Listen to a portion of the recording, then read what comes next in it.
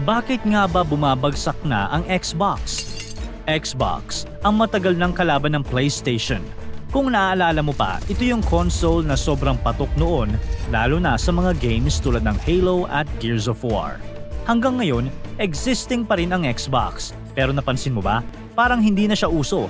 Bakit parang wala nang gumagamit ng Xbox? Ano na nga ba ang nangyari sa dating sikat at malakas na katapat ng PlayStation? Bakit tila nalulugmok na ang Xbox? Tara, pag-usapan natin yan.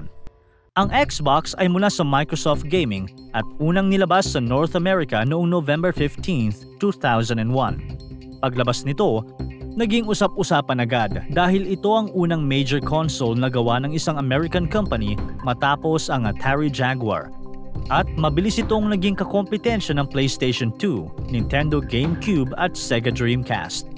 Para sa maraming bata noon, ang Xbox ay naging paboritong console dahil sa mga exclusive games tulad ng Halo at dahil dito, umangat ang Xbox bilang tunay na kalaban ng PlayStation.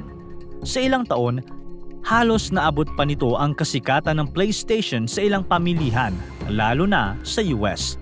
2 dekada ang lumipas. Kapansin-pansin ang pagbagsak ng sales at market share ng Xbox at maraming nagtatanong kung ano na nga ba talaga ang nangyari sa dating paboritong gaming console.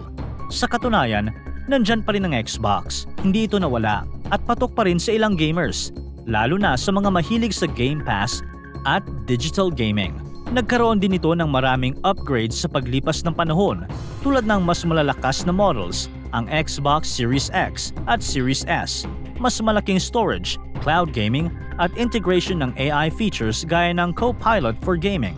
May mga bago pang upgrades gaya ng Xbox handheld device at next-gen console.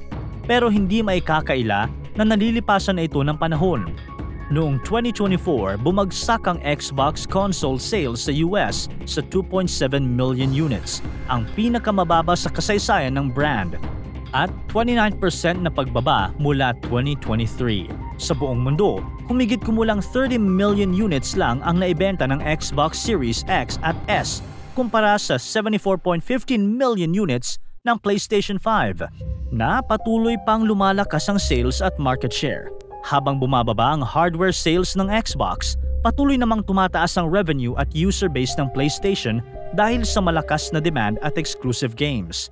Kaya kahit may mga bagong features at innovation ng Xbox, hindi maikakaila na nahuhuli na ito sa kompetisyon habang ang PlayStation ay patuloy na namamayagpag sa global gaming market.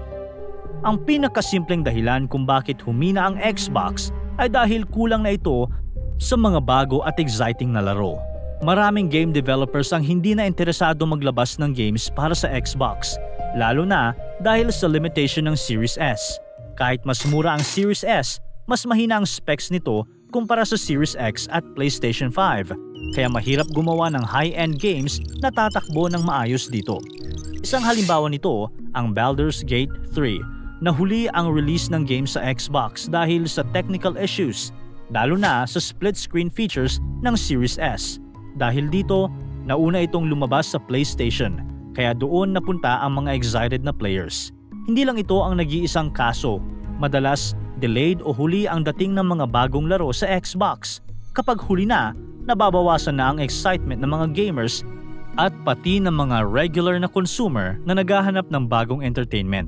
Yung mga gustong bumili ng console para sa bagong game, nauunahan na ng PlayStation 5. Kaya sa huli, PS5 ang mas pinipili ng mga tao. Isa pang dahilan kung bakit nahihirapan ang Xbox ay dahil kulang ito sa sariling identity pagdating sa mga exclusive games. Sa PlayStation, marami silang kilalang sariling titles tulad ng God of War, Spider-Man at The Last of Us, mga laro na exclusive sa kanila at dahilan kung bakit kailangan ng mga gamers ang PlayStation. Sa Xbox naman, karamihan sa mga laro ay shared o lumalabas din sa ibang platform, kaya parang wala silang sariling identity. Nakakagulat pa, kahit binili na ng Microsoft ang ZeniMax na gumawa ng Fallout at Elder Scrolls, hindi pa rin nila ginagawang exclusive ito sa Xbox.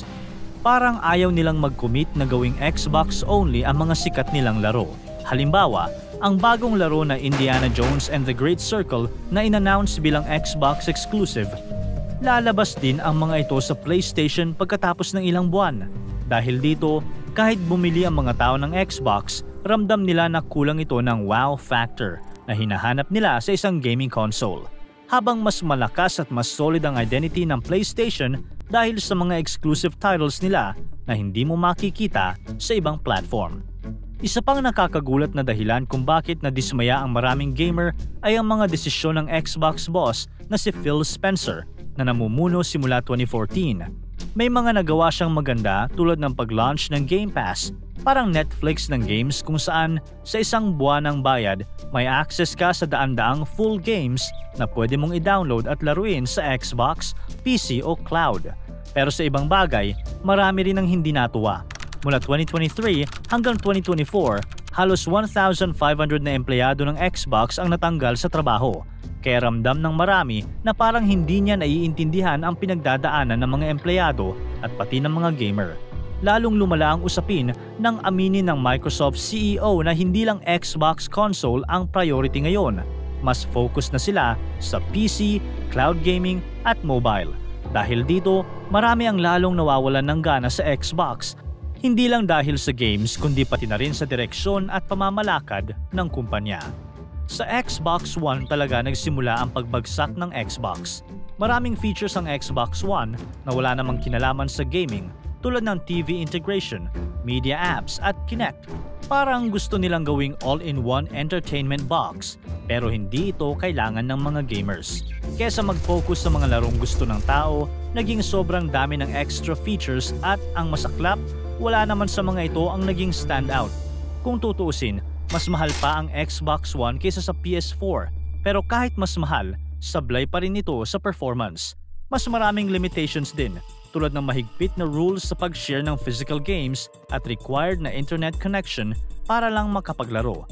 Kaya maraming gamer ang nainis at nagto-turn off agad. Naligaw ang Xbox at nawala ang connection sa core players nila. Kaya maraming tao, gamer man o hindi, mas pinili ang PlayStation kaysa sa Xbox. Ngayon, may dalawang klase ng Xbox, Series S at Series X. Yung Series S, mas mura pero mas mahina ang performance. Yung Series X, mas mahal pero mas malakas. Ang problema, may rule na tinatawag na parity clause o ibig sabihin, lahat ng bagong game na lalabas sa Xbox, kailangang gumana pareho sa dalawang model na ito. Dahil dito, nahihirapan ng mga gumagawa ng games. Halimbawa, na-delay ng matagal ang Baldur's Gate 3 sa Xbox dahil hindi gumana ng maayos ang ilang features sa Series S. Kaya nauna pa itong lumabas sa PlayStation. Dahil dito, maraming players ang lumipat o mas pinili ang PlayStation. May ibang developers na napagod na sa ganitong setup. Kaya may mga laro na hindi na lumalabas sa Xbox tulad ng ilang titles mula sa Capcom. Sikat din ang genre ng gacha games tulad ng Genshin Impact. Libre itong laruin, pero may in-game purchases kaya milyon-milyon ang nahook sa buong mundo. Noong 2020, lumabas ang Genshin Impact sa PlayStation, PC at mobile, pero hindi agad ito naging available sa Xbox. Hindi ito lumabas sa Xbox hanggang November 20th, 2024, kaya halos 4 na taon ang hinintay ng Xbox players. Dahil dito, maraming gamer ang mas piniling maglaro sa PlayStation, PC o mobile kaysa bumili ng Xbox. Malaking sayang ito para sa Xbox dahil napalampas nila ang isang sobrang sikat at kumikitang laro na nagdala ng milyon-milyong bagong players sa ibang platforms. Game Pass ang tanging pag-asa ng Xbox ngayon. Sa presyong 500 pesos to 1,000 pesos kada buwan, may access ka na sa daan-daang games na pwede mong laruin sa Xbox, PC o cloud. Hindi nakapagtataka na umabot na sa 34 million ang subscribers nito sa buong mundo. Pero may catch. Kapag nasa Game Pass ang isang game, bumababa ang individual sales nito. Umaabot pa sa 80% ng expected sales ang nawawala. Kaya hati ang opinyon ng mga game developer kung sulit pa bang ilagay ang laro nila sa subscription. Kahit mas marami ang makakapaglaro, pero mas kaunti naman ang kikitain nila.